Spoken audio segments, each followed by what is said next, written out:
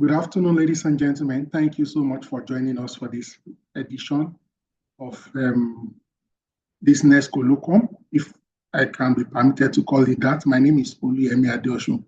I would like to thank Professor Oludiran Akinleye, who is our host, for allowing us come up with this initiative for the benefit of people who will be joining today. Ladies and gentlemen, the topic is career options for economists. Ladies and gentlemen, I'm an economist, as you can guess, and I'll run you through very briefly through my career and a few general career tips, and then we'll end up with competencies that the course economics confer on graduates and postgraduates alike. And finally, we'll look at specific industries and specific job opportunities economists can take advantage of. Now, I'm showing you my profile very briefly as a teaching content. So first and foremost, if you check through, I have about 22 years work experience. Of that 22 years, 20 years has been in the industry. Only the last 1 or 2 years has been in the academia. And it's deliberate and intentional that not a predominantly core researcher or someone who has always been an academic or a core researcher is taking this course, because we don't want to limit our prospects. Of course, you can have career as an industry person, as an academic, or hybrid. For example, while I was in industry, I published over 50 papers before I entered into the academia. So we need to know these possibilities. Again, from my profile, you will see that I've worked in different sectors. In fact, I've worked in 12 different industries, 12 different organizations. At some point, I also did an MBA, okay, just so we are aware. Moving on, ladies and gentlemen, I'd like to know that we are following. So in the chat box, please, whose picture is this? Very quickly, I need to know that we are following. In the chat box, please, whose picture is this? Let me see, fastest fingers. Fantastic. Fantastic. Thank you so much. Again, it's very important. We realize that he's an economist, has a BSc in economics, and also a master's degree in economics from University of Lagos. I think his first degree was from Ambrose Ali or thereabouts. Okay. And let's move on to the next person very quickly. Who is this, please? Ladies and gentlemen, please just drop it in the chat box, please. Don't unmute. Drop it in the chat box quickly. Who is this? Who is this? I'm just trying to show us a few economists. Hopefully, we know them. Fantastic, fantastic, fantastic. I'm moving on very quickly to the third person. Who is this? Who is this? Do you know this man? Do you know this gentleman, this economist? Let me see, let me see. Fantastic, fantastic. I can still see responses to the old one, but it's understandable. Yes, yes, fantastic. Bismarck Rewani, fantastic. Please, do you know this person? Do you know this particular lady? Thank you, thank you. Fastest finger. We are running for time. Quickly, quickly, quickly. It's intentional. I'm just trying to show us some pictures of some, if you will permit me to say, notable economists. Okay. All right. So who knows this man? Let me see. Does anybody know this man? Let me see. Let me see. Does anybody know this man? I'm showing you a gentleman right now. He's also an economist. Let me see anybody in the house. Let me use time at this intersection to profile the people on the call, and I will know why we know or may not know this man. Anybody in the house knows this gentleman? Okay. I've not seen any response yet. Okay, don't worry, I'll tell you. His name is Professor Olu Ajakaye. Okay, the very last picture we'll be looking at today, very last picture. Who is this gentleman? Who is this gentleman? I'm sure many people know him. Very many people. Fantastic, fantastic. This is Professor Charles Chukwuma Soludo. Again, I was very deliberate not to put an academic first. All right, this man is in industry, used to be an employee, became an entrepreneur, and then we have other people who have played in different spaces, multinational organizations, Central Bank of Nigeria, research space, and even in politics. All right, fantastic. Now, moving very quickly on, let me quickly share this story. So I went for an interview somewhere, for an HR role. HR means human resource role. And one of the panelists, one of the people on the interview, looked at me, looked at my CV and said, "Oh, Oluyemi, why have you deviated from economics?" I looked at the person, I said, "Deviate? What do you mean by deviate?" The person said, "You read economics. Why are you in HR? That's a deviation." And I smiled. I said, "No, I have not deviated." He said I should explain. I asked him, I said, "Sir, what are the factors of production? Land, labor, capital." I said, "Labor. When you manage labor, what are you doing? That's human resource."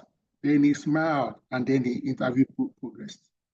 So it's important to know that in almost any area of endeavor professionally, there will always be the economic side of it.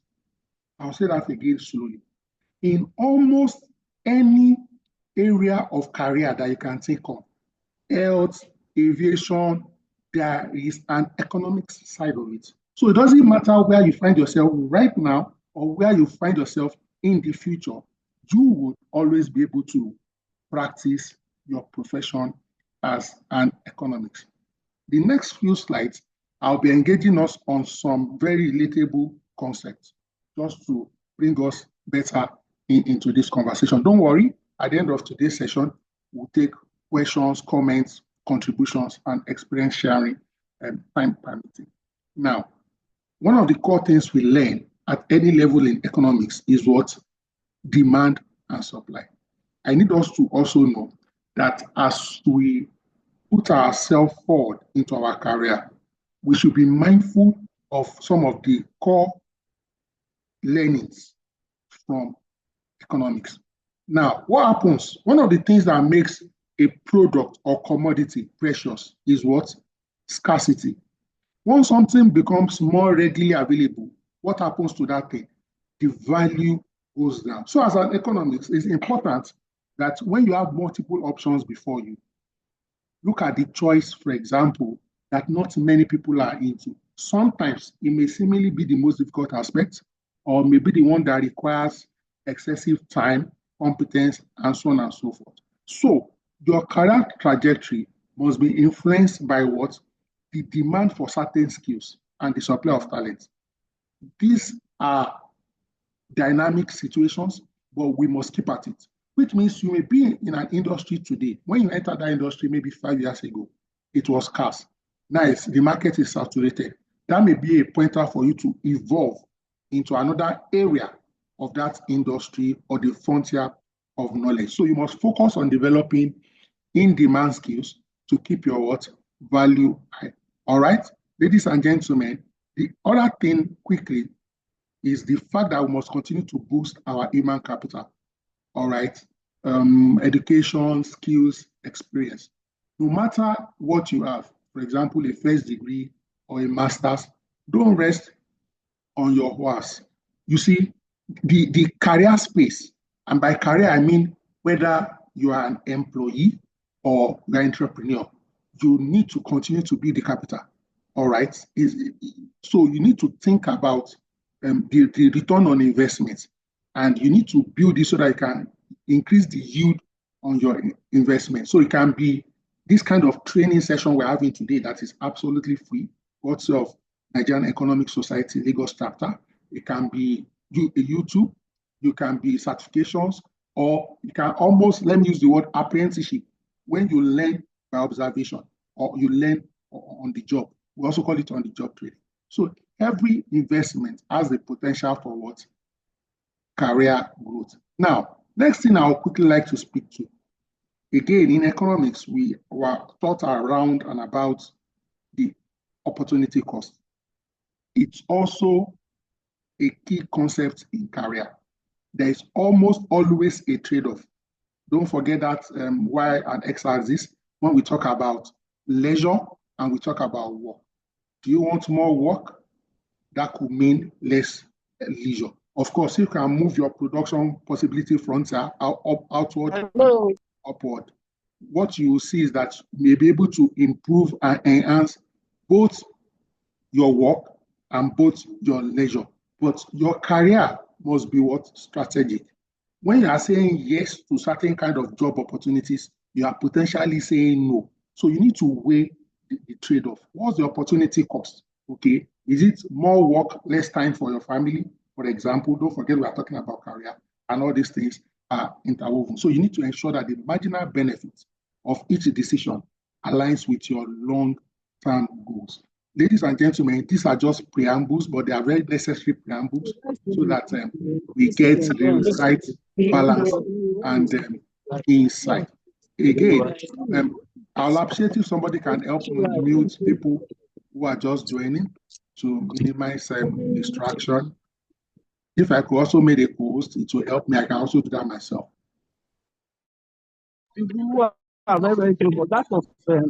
Opeyemi, please mute. Opeyemi, please mute.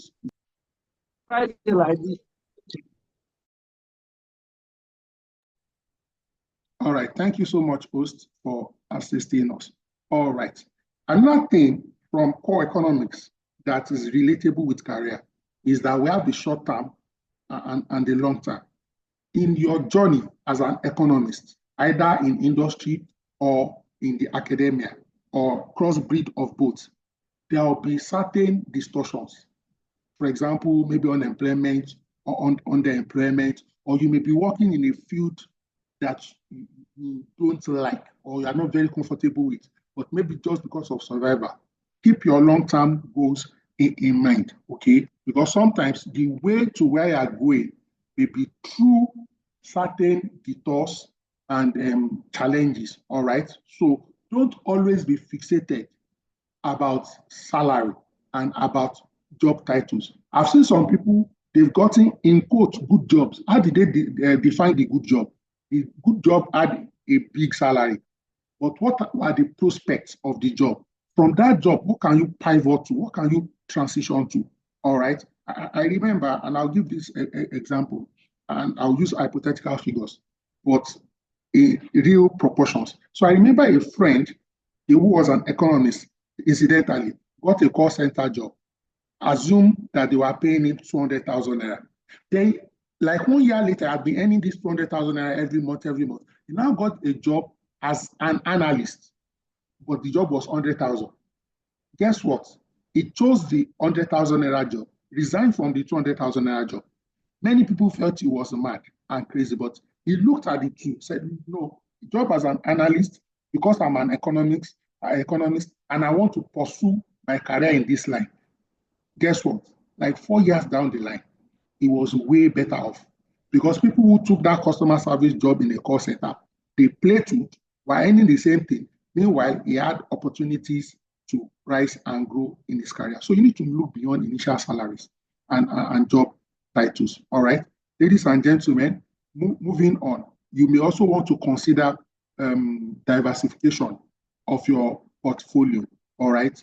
Again, sometimes you want to diversify your skill set and your experience. So you may have a major strength, but there are also minor strengths. I know that one thing we try to do is that we try to look at our educational training in this context, economics. Then we also want to look at, so to speak, our talent, our capabilities, our potentials. But you also need to look at the needs of the society and the needs of the market. We are all economics. I can relate to that. We understand and we still remember the set theory. So imagine one circle, maybe that's your bundle of your talent, capabilities, skills. Then another circle, for example, can be the market needs, the societal needs. The intersection between your talents and the societal needs will now provide your cutting edge so that you are always relevant. Okay, moving on very swiftly. Again, don't forget that concept in economics that speaks to what? Comparative advantage. What are you good at? Okay, I'll use myself as an example. The bulk of my friends, the bulk of my friends that we read economics together, first degree, they all went into financial services. And quite a number of them, for example, did additional courses like charity of stockbroking, some did ICANN and the likes, which is what? Which is very beautiful. But that was not my own strength. I knew as far back as 200 level that I loved labor economics. I loved manpower, wage determination, and so on and so forth. So please, as you, no matter the level you are in your career right now, okay, don't forget that concept of comparative advantage. And I mean, what is your own comparative advantage? What unique skills or perspective can you offer that others cannot easily replicate? It does not have to be popular. If it is popular, no problem. Okay, but focusing on this will allow you to what?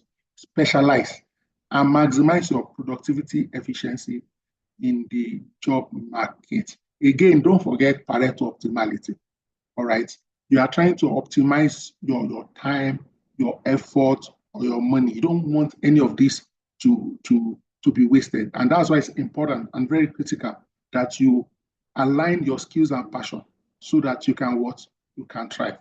Now, having laid that beautiful but simple foundation, I hope I was able to use some core economic terms to also get you to appreciate career.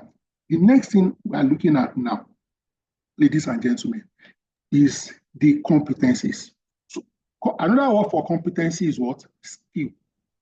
Ladies and gentlemen, when you study a course, for example, in our own context, economics, what skill or what competencies do you acquire because of that course? Ladies and gentlemen, if you do not know the skills or the competencies or the capacities that you have built, you will not know the value of the course. And that is why before I show us possible career options, job options, I said, let us even know the competencies that we are equipped with from our journey from 100 level, 200 level, 300 level, 400, and even a postgraduate level. This will not be exhaustive, but I've highlighted some very critical ones, and in no particular order. The first competency that being an economist confers on you, no matter at whatever level, is analytical and critical thinking. Okay, ladies and gentlemen, economics, again, is a no-brainer. I still remember way back in 200 level or thereabout, when we were being taught about all this Lagrange multiplier. What were we always doing? We will always subject something to what? A constraint. So economics are used to problems. Any organization today, they all have problems. So your ability to think critically, okay, and analytically is very important. According to the World Economic Forum, one of the, I think the top core skill for 2025 is cognitive flexibility. Okay, so you see how thinking is very critical. This may be debatable, but I doubt if any course will force you to think like economics. Because in economics, you will say on one hand, there's an argument for that. Then on the other hand, there's an argument for that. Name any theory that we looked at in school. I don't care whether it's a microeconomics theory, a macroeconomics theory. We always look at the criticisms of the theory. When we were doing those things, our lecturers were not trying to make life difficult for us. They were building our capacity to analyze. They were building our critical thinking skills. So problem diagnostics is very key. Ability to identify and analyze economic issues, inefficiencies, and trends. This can be transferable to any industry we find ourselves, to any organization we find ourselves.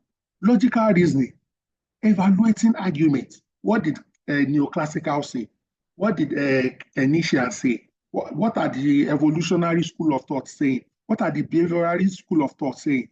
This is evaluating arguments. And as we were evaluating this argument, we are building capacity. We are able to identify what? Biases. We are able to come to a logical conclusion, making evidence-based conclusions. You will see today that for many organizations, when they are doing recruitment, one of the tools they use in assessment is what they call case study. When they give you a case study, what are they testing you on? Problem diagnostics, logical reasoning. All right. Again, one of the core competencies being an economist confers on us is cost-benefit analysis. We are taught very early and very deeply to assess trade-offs and optimize decision-making in business, in policy, and finance. I dare say, even in our personal lives, there are always trade-offs that you need to make. So if you are based in Lagos and you have the opportunity to live in Ikorodu, Yaba, or Ekpe, and you choose to live in Ikorodu, but you are working on the island, while you might have gotten a cheaper accommodation, what will happen? You will spend more on transport and more time in transit, depending on your age.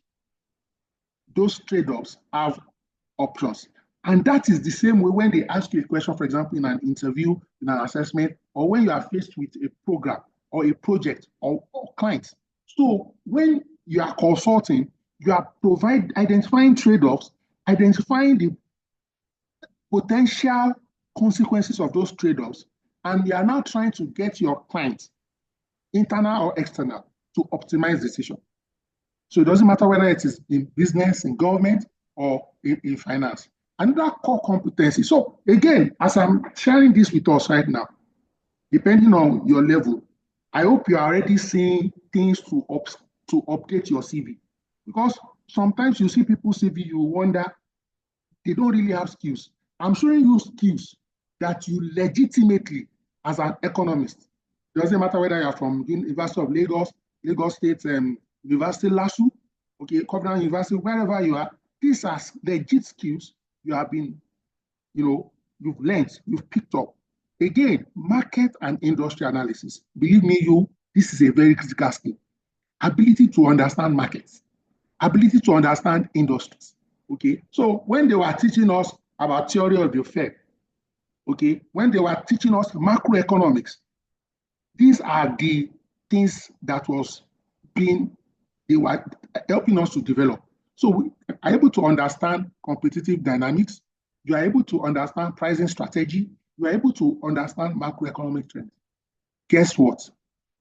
This particular skill is needed, especially at senior level in any organization. So any graduate of economics is a management material because you have been equipped very early in your career. Please, I hope I'm making sense. I hope I'm communicating. I hope you are getting value. All right, feel free to type that you are following this session in the chat box. Now, we just looked at the first major skill, which is critical and analytical reasoning. The second one, I am mindful of the fact that some of us don't like this one. Note, some of us, quantitative and data analysis skills.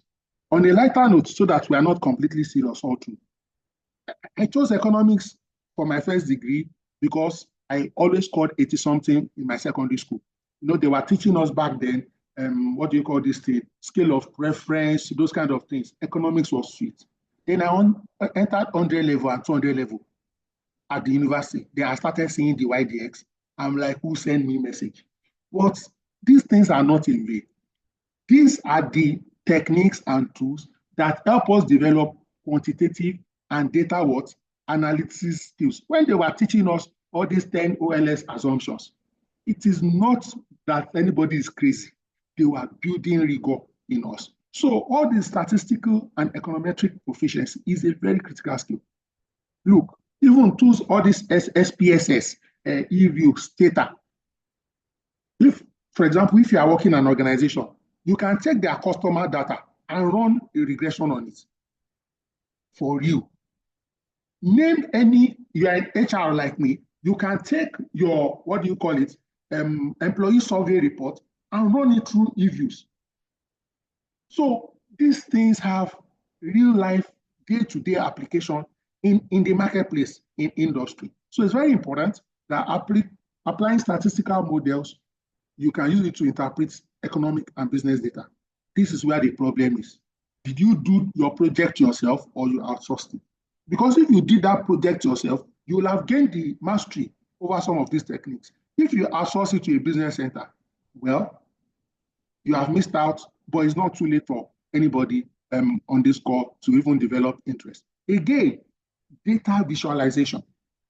Tools like Excel, R, Python, Stata, and so on and so forth. You can use it to analyze data and present. Where I work today, we have somebody who is a data analyst. Guess what? He read economics from Obafemi Awolowo University. And that is his day-to-day job, just visualizing reports for management. Okay. Again, forecasting and predictive analytics. Ladies and gentlemen, I'm still speaking about the competencies that studying economics confer on you. Because when you appreciate the competencies, it will be clear to you the kind of jobs you should be applying for and the kind of opportunities you should be reaching out to. And when you go for interviews and assessments, you'll be able to sell yourself, market yourself convincingly. Forecasting and predictive analytics, developing models to anticipate market movement and business performance. So all these, if foreign exchange, if Naira becomes more devalued, what happens? If Naira appreciates, what happens? If, what's this other one? The prices of petrol or diesel, okay, or energy, if it goes up, these are parameters and factors that impact on, that impact on the organization. All right. So I see a poll that has been launched. Please do well, quickly respond to that poll. The poll is, what's your thought of the lecture on career options? All right. So please do well to do that quickly. The third key competency, research and policy evaluation skills. Now, please, some people, the moment they hear research, their mind just goes to academics. No. Please, let's be open-minded even more. Look, there is nothing you do that you don't research. Let me, on the lighter note here, you want a girlfriend, you do some research about her. Yes, just because you don't do that formal rigor of research. So I don't want you to see research that once you hear research, just lock it into textbook mode. No. So for policy analysis, you need to assess the impact of government policies on economic growth, inflation, and employment. Apply research, conducting empirical studies to support business or public sector. Most organizations will do better if only they had economists on their payroll and they were doing some basic to rigorous research, depending on the value of their investment. So this is very important. Okay. In addition to this, development economics knowledge, how economics grow and the factors that affect global development. For example, to a layman, you can see poor people as poor, but to an economist, you will call them bottom of the pyramid. Now, when you are developing a product for the bottom of the pyramid, what do you look at? You look at what? Margin. How do you make more revenue from that? Is by doing mass production. So, as an economist, you understand the business logic and you can add value to that. The fourth competence, which left to me, I wouldn't have made it the first, but it's okay like this. The fourth competence, but this is a very important competence, especially if you want to work in industry. Of course, you even need it in academics or anywhere research you find yourself tomorrow or today, is business and strategic thinking. And I need that to sink in. Business and strategic thinking. Again, remember some of the subjects, courses we looked at in economics during our undergraduate days, during our postgraduate days, or some of us are still doing that right now, and it's okay. Decision making under uncertainty. Today, in the real marketplace, we talk about VUCA. VUCA is, V stands for what? Volatility. U stands for what? Uncertainty. C stands for what? Chaotic. And A stands for ambiguity. It's not today. In a course, they are taught us decision making under what? Uncertainty. Understanding risk, probability, and economic fluctuations in the real world. Again, some of us, if not all of us, will have come across this. You remember game theory, maybe sometimes in 200 level, okay? When we were being taught game theory is at the heart of negotiation anywhere in the world. How do you apply strategic interactions in business deals? Okay, how do you navigate competitive markets and policy making? All right, how do you do trade-offs? Game theory. Okay, again, we have behavioral economic insights, understanding how psychological factors influence economic decisions. Do you remember your theories of consumer behavior? So which supermarket, for example, or superstore, chain of store, like all these ShopRite and Co, should not have an economist on their payroll doing consumer analysis and insights for them? Ladies and gentlemen, all right, the fifth one is financial and investment acumen. Okay, financial market knowledge, understanding asset pricing, monetary policy, and global financial system. So all those courses around monetary economics and so on and so forth has positioned us, equipped us for this. Investment and risk analysis, applying economic theories to investment decision and portfolio management, corporate strategy and pricing models, evaluating business growth strategies and pricing structures. Again, some people today in the industry do some of these functions not knowing that they are doing economic functions. Of course, they learn on the job, but an economist is well positioned to be able to what? Do this effortlessly, do this more profitably. Now, to round up on competency, by of course, this is by no means exhaustive, but I just wanted to give us insights so that we can even further enrich our curriculum vitae or our resume, as we call it. So I just wanted to show us very quickly. You see, look at some competency areas, look at what you get as an undergraduate, and look at what you get as a postgraduate. I hope this slide will convince somebody who just has a BSc to do a master's or even do a PhD. Okay, so take economic theory and models. So you see at undergraduate level, solid foundation in microeconomics and macroeconomics. At postgraduate level, you get to what? Advanced modeling and specialized economics. So if you want to be a manager, a leader, a CEO, you see what that postgraduate economic education has positioned you for or is positioning you for. Okay, I won't take everything because of time, but look at strategic thinking, exposure to decision-making frameworks. At postgraduate level, deep problem solving, real world scenarios. All right, let's take policy and governance insights. Again, at undergraduate level, you're exposed to public finance, trade policy. Remember your international trade. All right. Sometimes, as I'm speaking to you right now, remember international trade. Look at what Donald Trump is doing. All those statements like America first, all those, if you don't buy from us, go on. There are theories in economic trade that support or provide justification for and against some of what he's doing. All right. Postgraduate level, again, you'll be looking at economic policy, global economic, and so on and so forth. Again, another skill that I did not highlight earlier, but is very important, is communication. So all those write stamp paper, essay writing, project, this is whatever, it is to help us to be able to articulate. Yes, in the marketplace, in the industry, you will hear something like executive summary. You will hear something like report. When you even take it to postgraduate level, what you get is even more technical, senior technical research, consulting type results. Okay, so I'll stop on competencies at this level, but I think it's very, very fundamental that you know the competency or skill or capabilities that studying economics at any level has equipped you for. All right. Again, I'd like to thank Nigerian Economic Society and, of course, NESA and all the people who are supporting this so that we can push this information and content out. Now, let's look at the career options. At a very generic level, very pedestrian level, you see, you can function along any factor of production as an economist. Land. It will shock some of us that even courses like real estate are like branch out from core economics. Okay, so land, anything around land, anything around labor, okay, anything around capital, and anything around entrepreneurship. Land could, for example, include agriculture, mining, solid minerals, oil exploration, and so on and so forth. Okay, we know what labor is, human capital. Now, capital here, we are talking about principally finance at any area. So that's why when you see people say, oh, we are going to do ICANN, we are going to reach our of stuff, it's because they want to focus on this factor. Why am I an HR professional? It's because I focused on this labor. So you have people that are agricultural economists, for example. It's land. You have a Tony Elumelu today who is an entrepreneur. So first and foremost, you can fit in anywhere.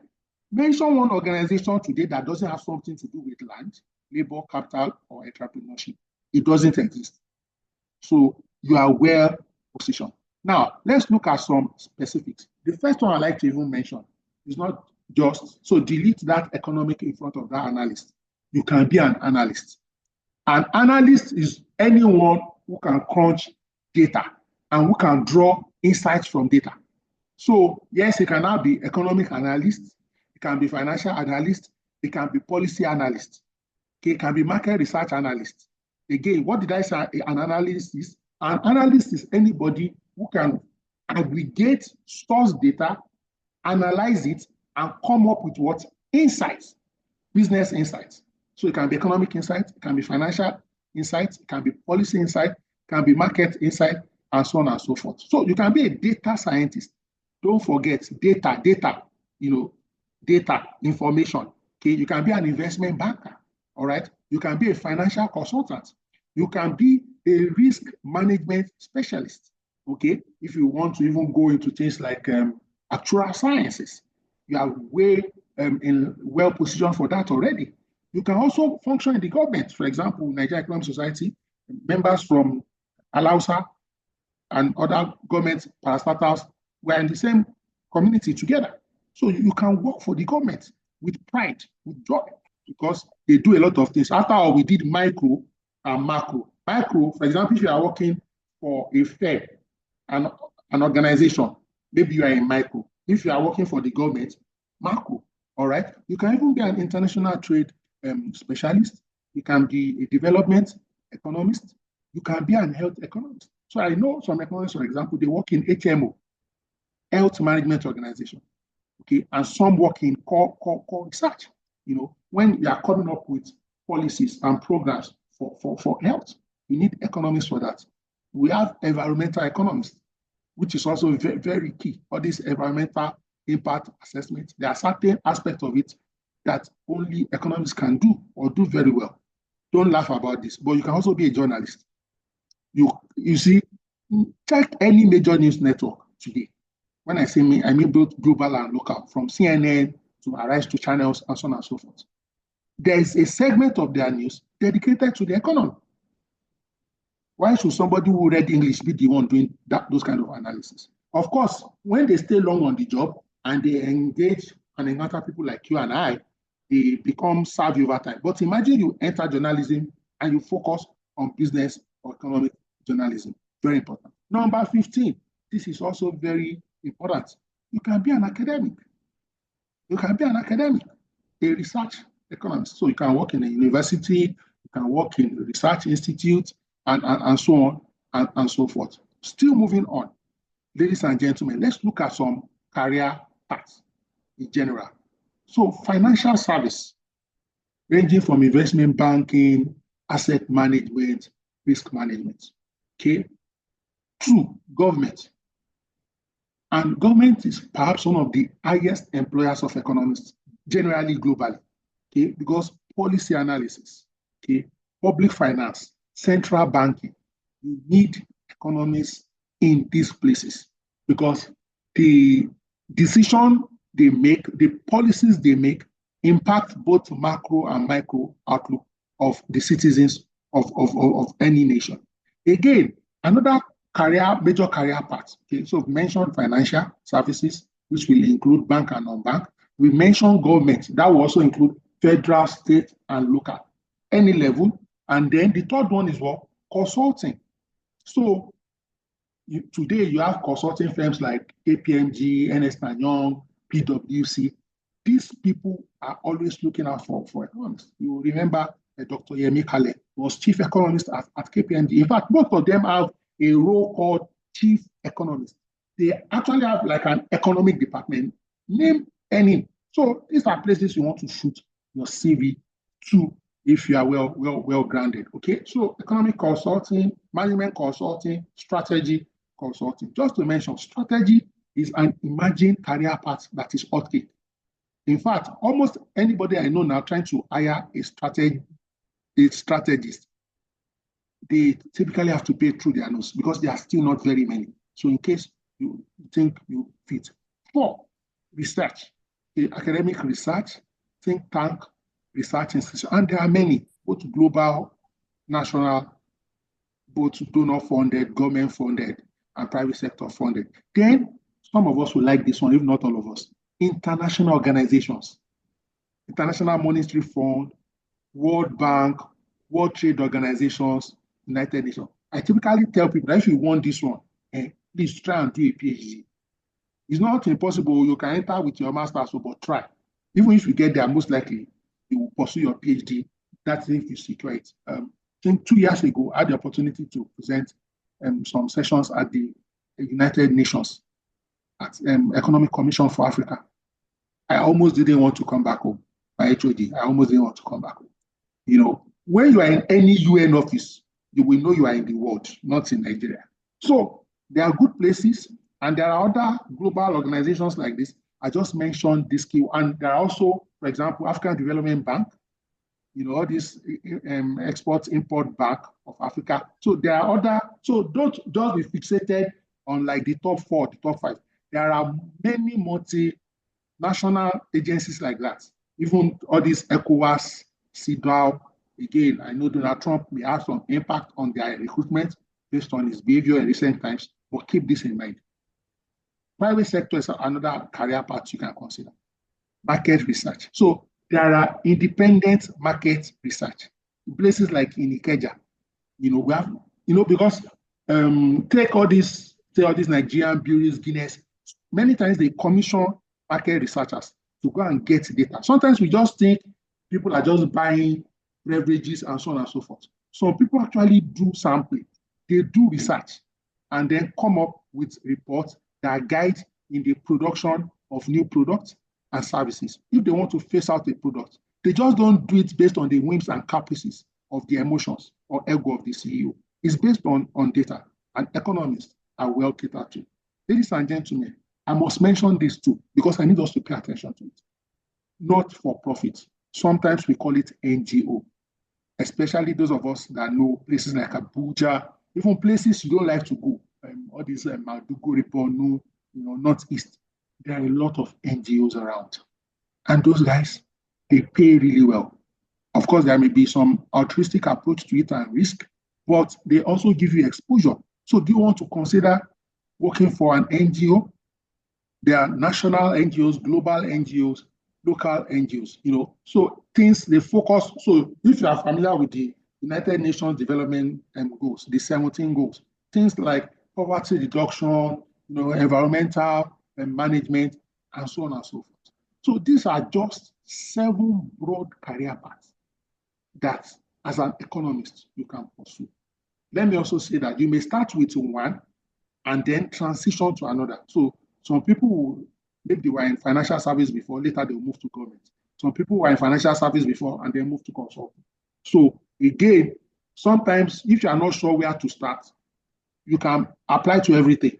Whichever click first, just put in your best, and then as opportunities provide themselves, you leverage on it. I'm very mindful of our time so that we can also take questions, comments, insights from our senior colleagues in the house.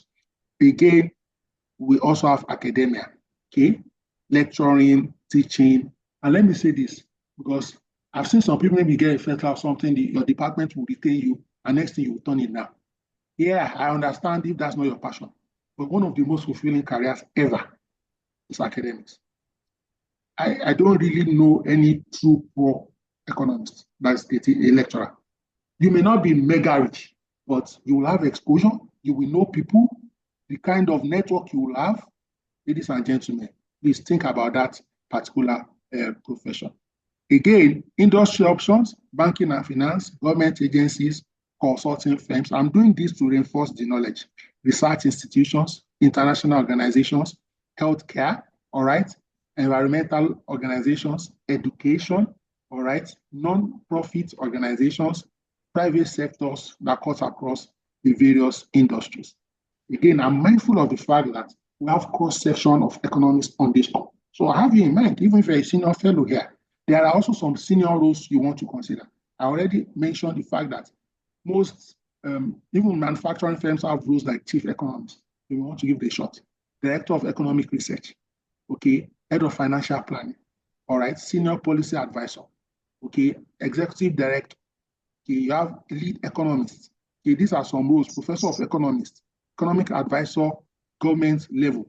Okay, you can even set up your own consulting firm as a senior economist, and people will be commissioning you for projects. So you can be an independent freelance consultant or a major consulting firm. All right. So you can also be a senior investment banker and so on and so forth. These are examples of senior roles you can consider and you can pivot to. All right. It doesn't matter where you have been playing, you can pivot. In, out, for example, I pivoted from industry to academia, and then right now I'm like more or less like a crossover. Ladies and gentlemen, let's look at some emerging fields. Some of these emerging may not really be emerging anymore, but it's still nascent. You know, it has not been overflogged. Let me use that word. Some not too overflogged fields in economics. We have behavioral economics. Okay, we have data science and machine learning. See, some of these things, somebody will say, oh, no, it's for statistics. No, economics, data science and machine learning. And if you can plug into this thing now, not only plug into it, become very proficient, you will claim out. I won't say more than that. If you don't get it, forget about it. Then environmental and climate economics. You know, a lot of funding from the West especially is going into climate. Okay, so if you have interest and you pursue it, environmental and climate economics is currently a hot cake. Very, very hot cake, as a hot cake. Then health economics, even though this has always been there, but it's now having new, what's the word now? New impetus. And one of the drivers of this health economics was the COVID-19. You know, the whole world was almost literally shut down for 4 months or thereabouts. And it brought the importance and value of health, then health economics to the fore. Ladies and gentlemen, this may be something we want to look at. Development economics will never go out of fashion as long as we have developing countries. Okay. We also have digital economy and e-commerce. This also is no longer new, but it's still hot take out there. So you may want to pitch your tent with digital economy, e-commerce, all right, then fintech, very important, and then economic journalism. So if you have understanding of all of these things, you can come up with a product, okay, or you can render services to organizations who need this specialized area of insights. Ladies and gentlemen, this is my final slide. And because I'm teaching this, that's why I'm putting it there.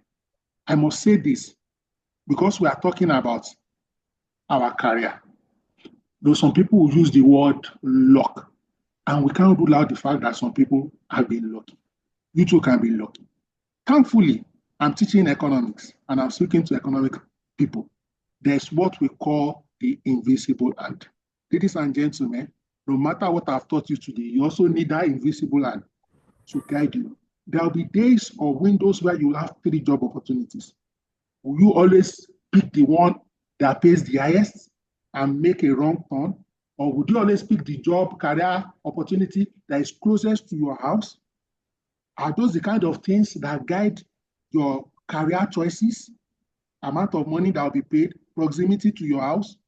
Or if you listen to if you are guided, even Adam Smith, one of our forerunners, told us how invisible hands guide markets. They also guide careers. If you just listen, look inward, and one of the ways you will know is that there is this sense of purpose. When you are working based on purpose, and you will see some of our lecturers, if not all, they've gotten bigger opportunities outside academia. They didn't go because of the sense of purpose they have. So please don't look at which job is paying the highest. What is your purpose?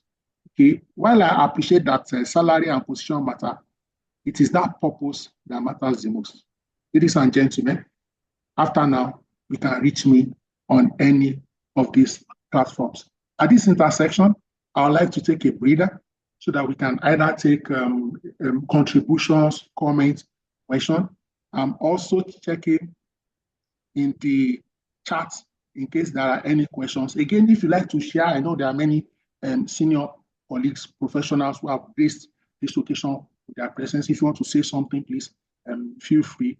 All right. Again, if you want to introduce yourself in the group, I like this. I can see Ochada Matthew, PhD student, Department of Lagos. Let's know your name, your affiliation, where you joined this webinar from. It will also be helpful so that we, the organizers of this webinar, can know how far-reaching this session is.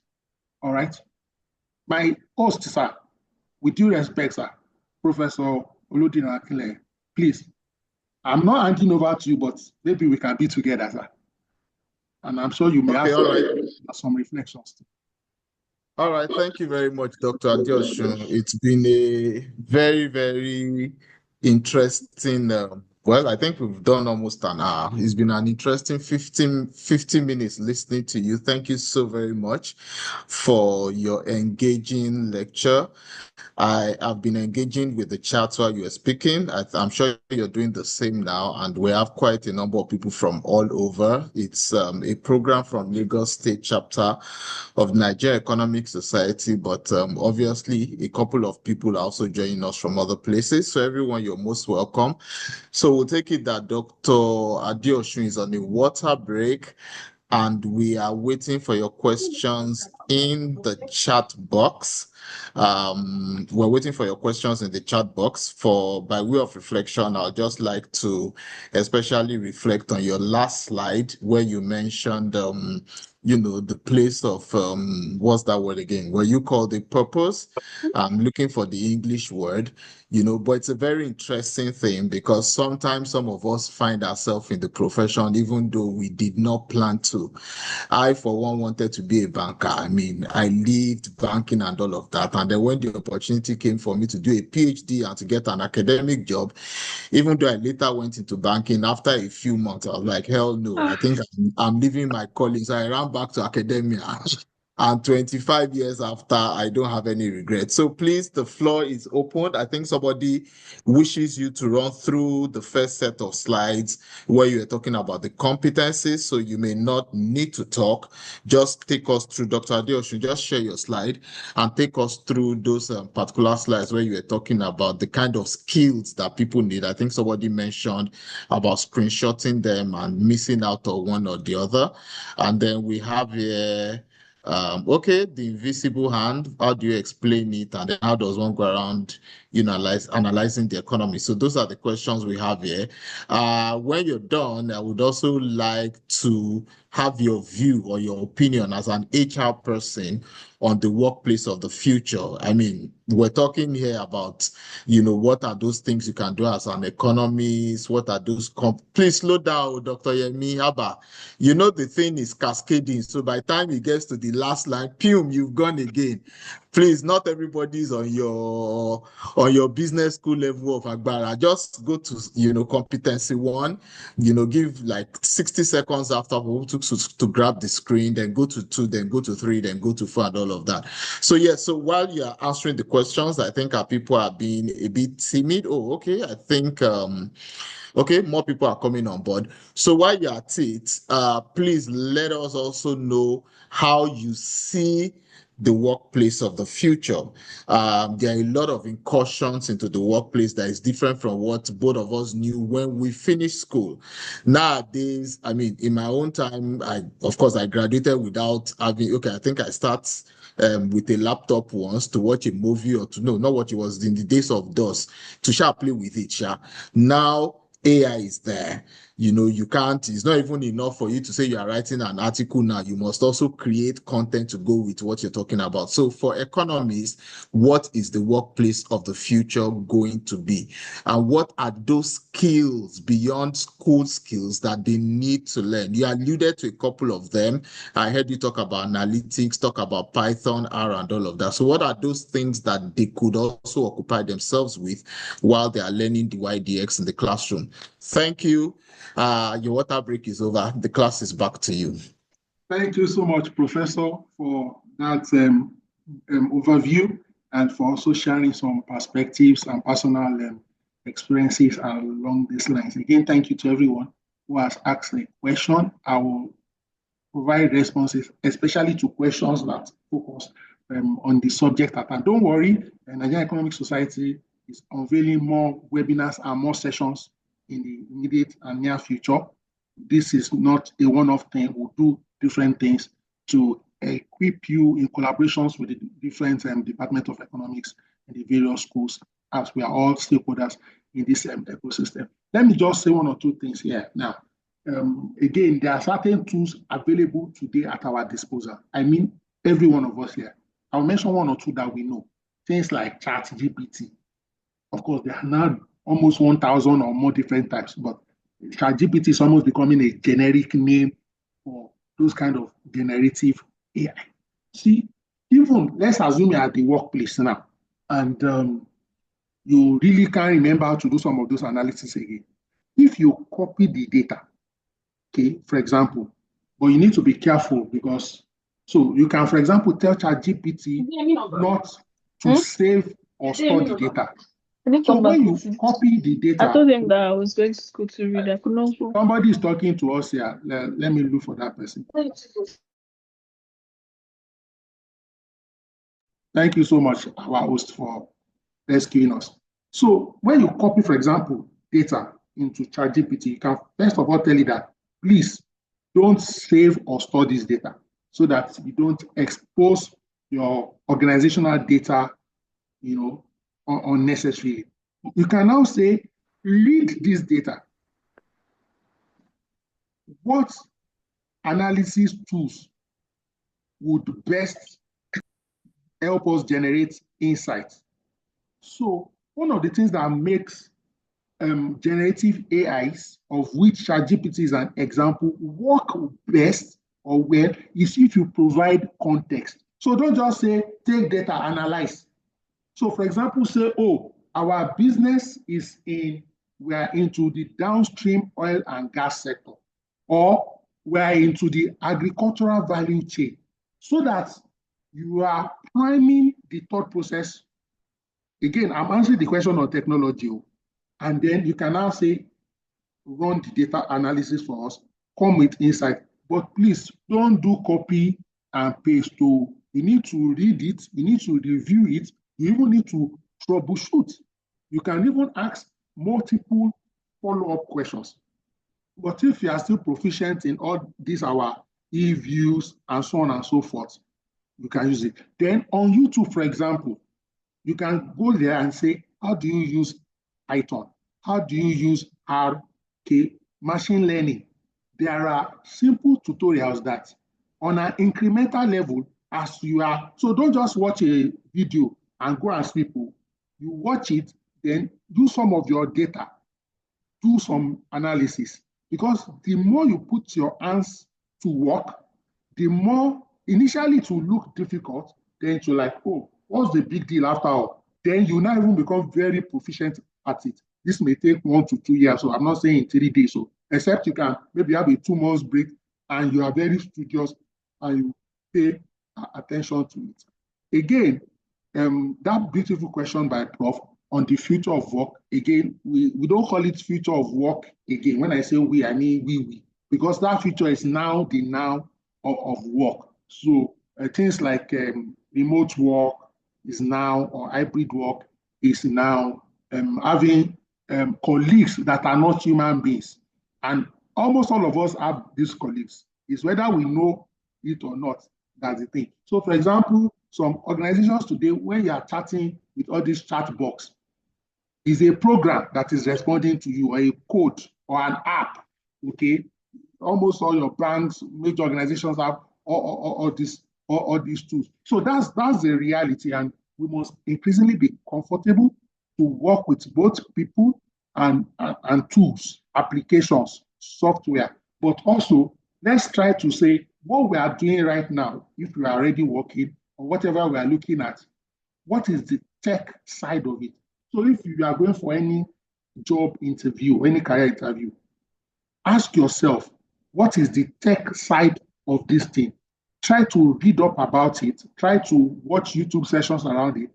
You may want to take up a course on all this Coursera, Udemy, and so on and so forth, so that you will know what is available so that you don't come across as a novice. But much more importantly, you will now also begin to learn it, because those tools will enhance your productivity. It will be like you are pushing that your productivity possibility curve outward, so that you can get more output and more a faster turnaround time. Okay. Thank you so much. Osamu says this is thoughtful platform. We didn't get this during our undergraduate days. Thank you to Ness. So I say, how can we develop this as an economist?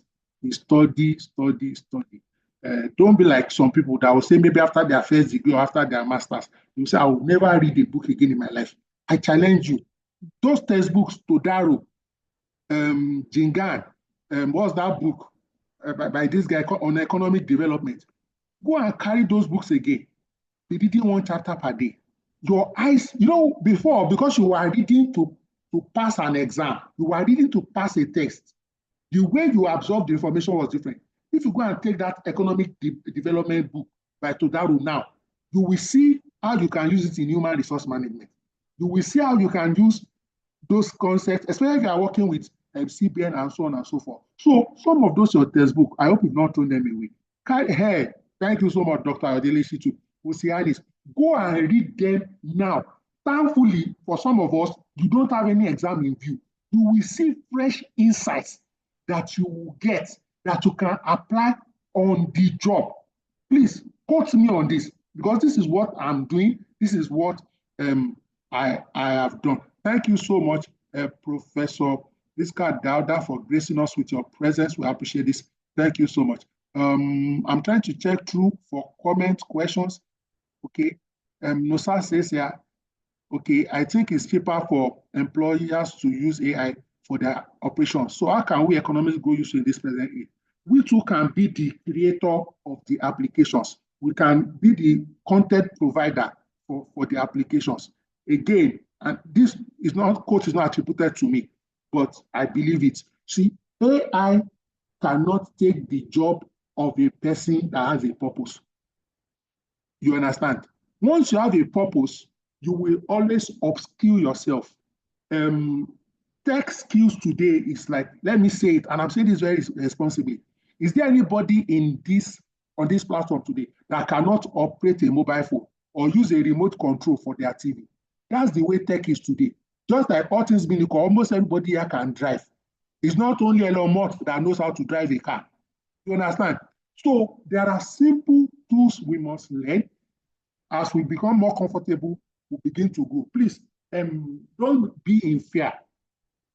You can't lose your job in that context, but your job can what? Evolve. You only lose your job, God forbid, if you are rigid and you don't upskill. So, and when you upskill, you will leverage on some of your existing capabilities, but you'll be adding new capabilities. And that's why I said very early in this conversation that don't say I'm not, this master's is okay, this first degree is okay. No, you need to build capacity and competency, which includes tech, please. Love tech, just like we like food, love tech. I see, kudos, thank you so much, Dr. Adenike, thank you so much, ma. I see your comments. I'm checking to see if there's any other question. All right. So someone said, how can we develop religious and I think I've responded to that. Let's see. We've also dropped information on how to join NEST Lagos. The contact person and phone number has been dropped. Okay, I see a question here from Hussein Musa. I have 7 years experience in developing natural gas, blah, blah, blah. I'm a member of NEST. Okay, I'm learning. Oh, good. I'm learning data science and doing related projects for over 2 years. I'm interested in learning practical research. Is there a social media group for this one? Please join the WhatsApp group of NEST. Opportunities are always thrown up there. And you can also initiate a collaboration project. Say, oh, I'm doing this, who is into this? people will respond to you. I've initiated things in the past or asked for support in the past, and I've always gotten it. Somebody is saying, Gani, how can I learn economic analysis with R Studio? Immediately after this call, just go to YouTube. Just say R Studio. Type it in YouTube. You will see more than 200 videos for free. The only thing it will cost you is your data and your time, and then your dedication. Okay, thank you so much, Fatai Yekini. Thank you so much. I'm trying to check. Someone says, how can you transition from economics to blah, blah, blah? You can transition from anything to anything. For most professions that, apart from something like medicine or law, that you have to do a BSc or a MBBS or LLB, for certain other professions, there are professional certifications, both local and global. Find out. So for HR, I'll tell you because I'm the Chancellor of Personnel Management of Nigeria. You need to do that exam, okay? Or if you are an experienced hire, you have professional experience, you can also go to the practitioner's route. Okay, let's see. All right. I'll read some messages here from Prof. Very important. I'll read them out. Very important from Prof. This is the first of several trainings for economists organized by NES because they let us know topics you wish us to touch. Okay, so you can either drop it in this group or via WhatsApp. Reach out and I'll be happy to close your knowledge gap. Just to mention here, we have something in the pipeline for PhD students. Okay, we have something in the pipeline for PhD students. We have something talking about what do you call it now? The budgets, both at national and even Lagos state budget.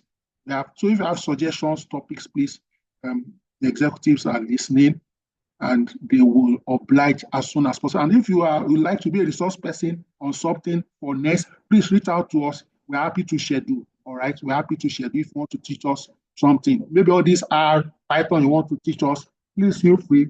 We will arrange for something. All right. Okay, so what I will do in the next 2 minutes, I will upload the slide, okay, on this platform. When I say this platform, I mean this Zoom chat. So just give me 2 minutes, I will upload. But I need to shut down this so that I can upload it. And let me just hand over to Professor Oludiran Akinleye for his closing remarks and any other announcements he may like to reiterate or inform us. Thank you so much. Thank you to everyone that came. Apologies if I didn't recognize anybody. It's not intentional, please. All right, thank you very much, Dr. Adeosun. Again, I want to appreciate I want to appreciate what you've done for us today. Obviously, you've gone through some of the feedback and you can see what it is that people have said about your class. Close to 70% of the persons who joined said you were hitting all the right spots. Some other persons were miserly. The economists, they are managing their mark as a resource. So they gave you a B. But it's okay. All you had was A and B, so you are very comfortably within the first class zone. So we'll just wait up for him to post the slides. I also will post the link to the NES Lagos State WhatsApp group, or you can also reach out to Dr. Igujobi for that. I already posted that number. On March 4th, we will be having a program here in the University of Lagos. We're still exploring the possibility of live streaming it, but the first deputy managing director of the International Monetary Fund is coming to Nigeria and will be with us in the University of Lagos. Like I said, we'll see if we can live stream it, otherwise it will be a physical event. Later in the month, we have a training. We expect the GDP figures, rebased GDP figures, to be out on the 25th. So we'll be having a webinar to look beyond the figure and then to look at how we can work towards a $1 trillion budget that's planned towards 2031 or 2030. So that will be in March. Later I think that will be in April. The next program will be in April, where we'll be looking at, our what's the word now? What will be making a projection or looking towards the global economy and the role of Nigeria in it. That will be taken by a foreign and expatriate. So there are a lot of programs that are coming up, and like Dr. Yemi alluded, we'll also be having a training for doctoral candidates on how to go about with their PhDs and how to source for grants for their PhDs. The aim here is to have at least one program every month for the rest of the year. So just to make sure you stay tuned, we're especially interested in our NESA people because they own the future. And so we'll also be doing a lot of engagement for them. I think as at the time I checked last, we had gotten to about 148 persons on the platform. We're a little short of 150. And we had representation from University of Lagos, from the Center for Management Development, CMD, Bowen University, Now University. I saw someone, put in that is doing his PhD in the US. We had from Adekunle Ajasin University, Emmanuel Alayande University of Education, the University of Ibadan, and of course the Lagos State University. So thank you all for joining in. We'll just keep the platform open for another 2 minutes and then we'll log everyone out of the platform. Thank you all. Have a wonderful weekend. Bye.